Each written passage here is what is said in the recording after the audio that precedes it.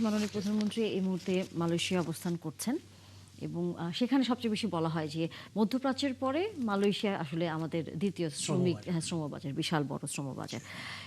নানা রকম এর আগে আমরা উদ্যোগ দেখেছি, কিন্তু তারপরেও কেন যেন মালয়েশিয়ার সাথে আমাদের এই শ্রমবাজারের জটিলতা কখনো কাটেনি।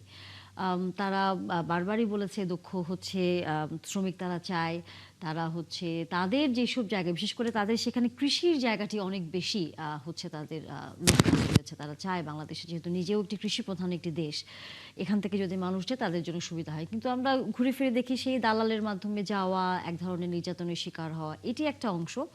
কিন্তু সরকারের উদ্যোগ দিক দিয়েও যদি আমরা লক্ষ্য করি, সেখানেও এই বিষয়টি নিয়ে খুব একটা গুরুত্ব দেওয়া হয়নি যে এই শ্রমবাজারটি আমাদের নিজেদের আসলে করে নেবার, অর্থাৎ আমাদের দেশ থেকে যেন বেশি দক্ষ শ্রমিক যাওয়া যায়। এবার আমরা মাননীয় প্রধানমন্ত্রী যেহেতু সেখানে আছেন, কতটা আশাবাদী হতে পারি?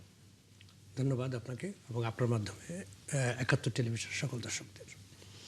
তো বিষয়টি হচ্ছে যে এটি অত্যন্ত গুরুত্বপূর্ণ। এবার যে প্রধানমন্ত্রীর প্রথম বিদেশ সফর, অবভিয়াসলি এটা আমাদের জন্য অত্যন্ত আনন্দের যে প্রধানমন্ত্রী এই এয়ারপোর্ট দিয়ে এক সময় ২০০৮ সালে ওনাকে বিদেশ যেতে, চিকিৎসার জন্য বিদেশ যেতে বাধ্য হয়েছিলেন। তিনি আজকে মানে গৌরবের সাথে বিদেশে যাচ্ছেন এই এয়ারপোর্ট দিয়ে, এবং সেটা তো অবশ্যই আমাদের জন্য আনন্দের ব্যাপার। পাশাপাশি আমাদের অনেক আশা ওনার প্রতি, কারণ আপনি জানেন যে যে অবস্থায় উনি মানে সরকারে এসছেন এবং এই দেশের অবস্থা টোটাল অর্থনৈতিক বলেন, সামাজিক বলেন, সাংস্কৃতিক বলেন, প্রতিটা জায়গা কিন্তু ভাঙচুর এবং একটা উলটপালট অবস্থা। এবং এই অবস্থায় এসে একটি দেশের দায়িত্ব নেওয়া কিন্তু অনেক কঠিন কাজ, এবং সেই কঠিন কাজটাই কিন্তু তিনি করে যাচ্ছেন। পাশাপাশি এই যে আপনি মালয়েশিয়ায় উনি প্রথম গেলেন, আপনি বলেছেন যে মানে যেটা যথার্থ যে মিডল ইস্টের পরেই কিন্তু সবচেয়ে বড় শ্রমবাজার হচ্ছে আমাদের মালয়েশিয়া।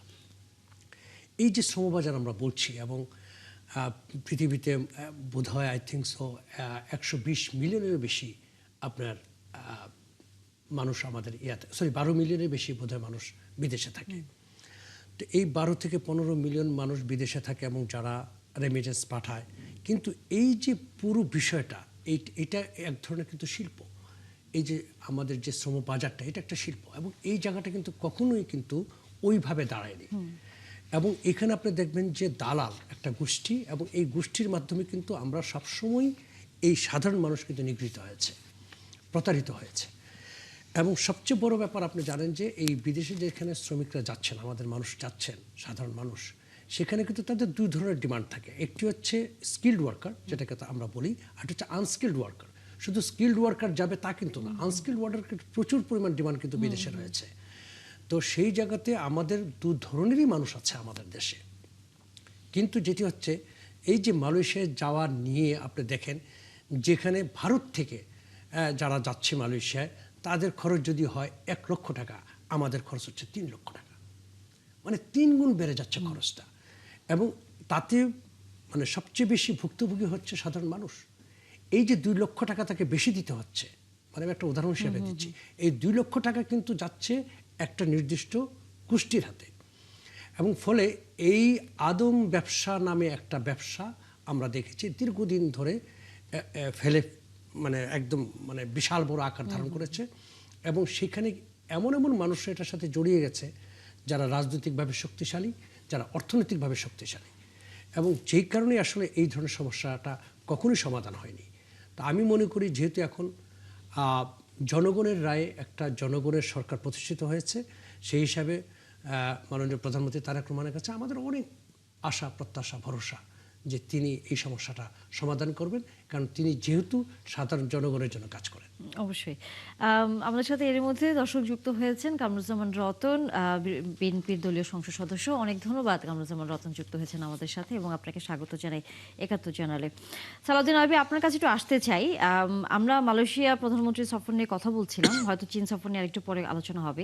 মালয়েশিয়ায় আমরা যেভাবে দেখেছি এর আগে প্রধানমন্ত্রী যখন বা রাষ্ট্রপ্রধানরা যান, তখন সরকারের দিকেই আসলে বেশি তাদের মনোযোগ থাকে, নানা ধরনের দেনা পাওনার বিষয় থাকে। কিন্তু আজকে আমরা দেখেছি প্রথম দিনই প্রধানমন্ত্রী তারেক রহমান কিন্তু প্রবাসী যেখানে মালয়েশিয়ান বাংলাদেশিরা রয়েছেন, মালয়েশিয়াতে যারা থাকেন তাদের সাথে তিনি কিন্তু এক ধরনের মতবিনিময় করেছেন এবং এক ধরনের আলোচনা করে তিনি কিন্তু বলেছেন যে বাংলাদেশের যে শ্রমিকরা হোক বা যে মানুষগুলো বিশেষ করে মালয়েশিয়ার কারাগারে আছেন 2000-এর উপরে, তাদেরকে হয়তো ফিরিয়ে আনার একটি প্রক্রিয়ার মধ্যে হয়তো নিয়ে আসার বিষয়ে আলোচনা হবে বা চলছে। এর পাশাপাশি শ্রম বাজার নিয়ে যে আসার কথা উনি আমাদের বলছেন, আপনার দৃষ্টিতে কি মনে হয় যে মালয়েশিয়া শ্রম বাজারটা তো আমরা আসলে আমাদের কাছে কাঙ্ক্ষিত, কিন্তু নানা সময় আমরা দেখেছি যে তারা হুটহাট করে কিন্তু যে কোনো একটি কারণ দেখিয়ে এই শ্রম বাজারটি বন্ধ করে দেয়, তখন অনেকেই বিপাকে পড়েন। সেই জায়গায় মাননীয় প্রধানমন্ত্রী আমাদের জন্য কতটা সুফল বয়ে আনতে পারবেন আপনার দৃষ্টিতে?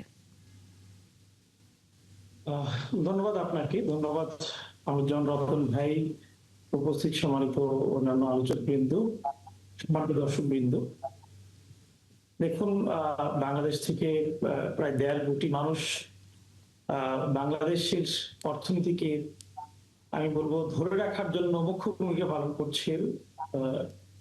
বিদেশে তারা তাদের শ্রম দিয়ে বাংলাদেশের খুঁটিকে মজবুত রাখছে। সেক্ষেত্রে মালয়েশিয়া অন্যতম শ্রম বাজার আমাদের জন্য। মালয়েশিয়ার শুরুটা 1978 সালে হলেও চড়াই উতরাই ছিল অনেক বেশি। এটা 2008 সালে বন্ধ হয়, 16 সালে শুরু হয়, 18 সালে বন্ধ হয়, 22 সালে শুরু হয়, আবার 24 সালে বন্ধ হয়। এটা একটা মানে আমি বলবো বারংবার সংকটের মধ্যে পড়েছে। শ্রমবাজারের এই যে বন্ধ হওয়া চালু হওয়া, এটাতে শুধুমাত্র যারা বিদেশে আছে বা বিদেশে গিয়েছে তারা যে বিপদে পড়েছে এরকম নয়। আপনারা জানেন কিনা জানি না, বাংলাদেশ থেকে লক্ষ লক্ষ মানুষ মালয়েশিয়ার যাওয়ার জন্য টাকা দিয়েছে ব্যবসায়ীদের, যারা এই শ্রমবাজার নিয়ে কাজ করে সে সকল ব্যবসায়ীদের। তারা তাদের টাকাও ফেরত দেয়নি, তাদেরকে বিদেশে পাঠায়। এরকম ঘটনা, এরকম বিচার, এরকম দুঃসংবাদ আমাদের কাছে প্রতিনিয়ত আসতে থাকে। এটার দুইটা কারণ থাকতে পারে, অসৎ ব্যবসায়ী, আর একটা হলো শ্রমবাজারের এই যে উঠতি নামতি বা বন্ধ হওয়া চালু হওয়া, এই ধরনের পরিস্থিতির কারণে এটা হয়ে থাকে। এ কারণে মালয়েশিয়ার বাজারটা ওপেন হওয়া এবং এটা একটা স্টেবল সিচুয়েশনে যাওয়া, এটা ভেরি ইম্পর্টেন্ট।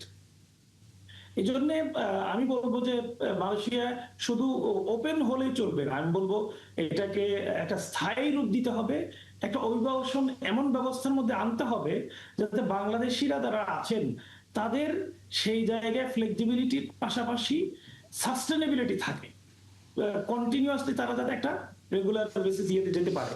দ্বিতীয় আরেকটা আমি বলবো স্কিলনেস।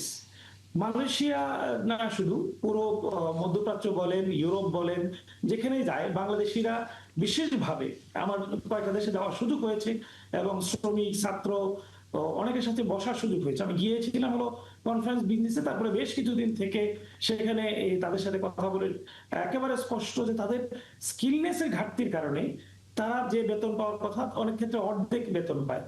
এই যে ঘাটতিটি, এই ঘাটতি পূরণে আমি মনে করি সরকারের বাজার যেভাবে খোলা দরকার, এই স্কিলনেস বৃদ্ধির জন্য উদ্যোগগুলো সমভাবেই গ্রহণ করা দরকার। তৃতীয়ত যেটা দরকার হলো, মালয়েশিয়া একটা বিপুল সংখ্যক এখন কারাগারে আছে, মামলায় জর্জরিত আছে, অবৈধ অবস্থায় আছে। আজকেও মাননীয় প্রধানমন্ত্রীর সাথে শ্রমিকদের যে মতবিনিময় হয়েছে, সেখানে এই আইন নিয়ে, গ্রেফতার নিয়ে, তাদের এই আইনি জটিলতাগুলো নিয়ে তারা কথা বলেছেন।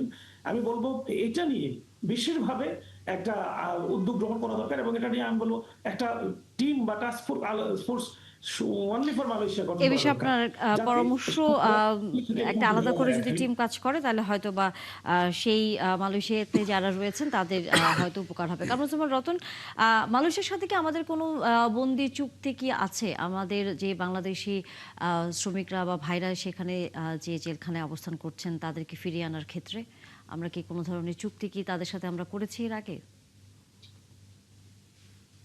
আমি আলোচক আইয়ুবী ভাই এবং আমার বিশেষ আমার জুবায়ের বাবু ভাইকে আমার বিশেষ অন্তরের অন্তঃস্থল থেকে আমি শুভেচ্ছা জানাই। ওনার সাথে আমি সরাসরি একটা টকশোতে কথা বলছি, এটা আমার জন্য আনন্দের। আপনি যে প্রশ্নটা করেছেন, যারা বিদেশের কারাগারে আছে, এটা দুই ধরনের মানুষকে আপনার ক্যাটাগরিকে ভাগ করতে হবে। সেটা হলো এই জনশক্তির যে ব্যাপারটা, আমি তাদেরকে কিন্তু আদম ব্যবসায়ী বলবো না, কারণ এই জনশক্তিটা আমাদের রেমিটেন্সের ক্ষেত্রে আমরা জানি বাংলাদেশে আমাদের দ্বিতীয় লার্জেস্ট একটা গার্মেন্ট শিল্পে এবং হলো এই জনশক্তি রপ্তানির ক্ষেত্রে আমাদের যে সোর্স এই বাংলাদেশের অর্থনীতিকে মজবুত করতে যে সোর্সটা আমাদের সবচেয়ে বেশি কাজে লাগে, যেটা জানি আমরা প্রায় 1.5 কোটি মানুষ পৃথিবীর বিভিন্ন জায়গায় বিভিন্ন প্রান্তেই, তারা কেউ পেশায় সেটা তার মানে কারিগরি দক্ষতা হতে পারে, কেউই আমার এক্সট্রা স্কিলনেস যেটার উপরই হোক, সাধারণ লেবার শ্রেণী হোক, সবাই কিন্তু পৃথিবীতে আর্নিং সোর্স হিসাবেই কিন্তু পৃথিবীর বিভিন্ন প্রান্তে তারা কাজ করছে। এখন মালয়েশিয়াতে স্পেসিফিক আপনি যেটা চিন্তা করছেন, আজকে মাননীয় প্রধানমন্ত্রী আজকে গিয়েই যারা কারাগারে আছে, এখন কারাগারে এটা দুই দিক থেকে ভাগ করতে, ওইখানে যাওয়ার পরে তার সবকিছু ঠিক ছিল, ওইখানে যাওয়ার পর কিন্তু অনেকে ক্রাইম করে, ওই ক্রাইমের কারণে কেউ যদি জেলে গিয়ে থাকে তার জন্য এক ধরনের মানবতা বা এক ধরনের আমার ফ্যাসিলিটিস আমাকে এই সরকার করে দিবে।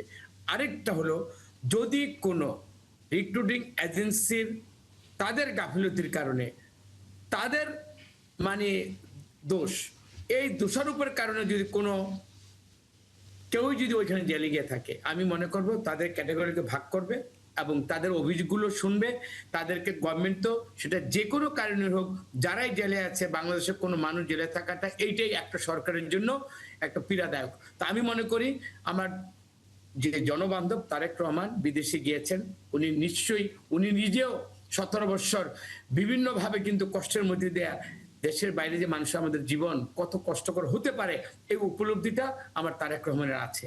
মালয়েশিয়ার সম্পর্কে ওনার একটা সম্যক ধারণা আছে। এই মালয়েশিয়াতে জেলখানা যারা আছে মানবিক দৃষ্টিকোণ থেকে তাদেরকে বের করবে, অবশ্যই উনি চেষ্টাটা করবেন। কিন্তু যদি কোনো রিক্রুটিং এজেন্সির কোনো গাফিলতির কারণে, ওয়াদা ভঙ্গের কারণে এবং যে জায়গায় চাকরি দিবে যেই পরিমাণ টাকা নিয়েছে এইখানে যদি ব্যত্যয় হয়, এইখানে যদি কোনো ধরনের ক্রিমিনাল অ্যাক্টিভিটিসের সাথে জড়িত হলে সেটা ডিফারেন্ট। বাট আমার কোনো রিক্রুটিং এজেন্সি যাদের প্রতারণার কারণে যদি কেউ জেলে গিয়ে থাকে তাদেরকে অবশ্যই ফেরত আনবে। পাশাপাশি ফেরত আনার পরে যেই রিক্রুটিং এজেন্সির মাধ্যমে তারা বিদেশে গিয়েছিল তাদেরকে তাদের লাইসেন্সটাকে বাতিল করে এবং তাদের যথাযথভাবে তাদের যে মানে আপনার যেটা ক্ষতিপূরণ দিয়ে এই ফ্যামিলিকে বাঁচাতে হবে, এইটার জন্য এই সরকার সর্বোত্তমভাবে কাজ করবে। এই আমার আমরা জুবাইর আসলে সেই বাবু প্রত্যাশা রাখতে চাই।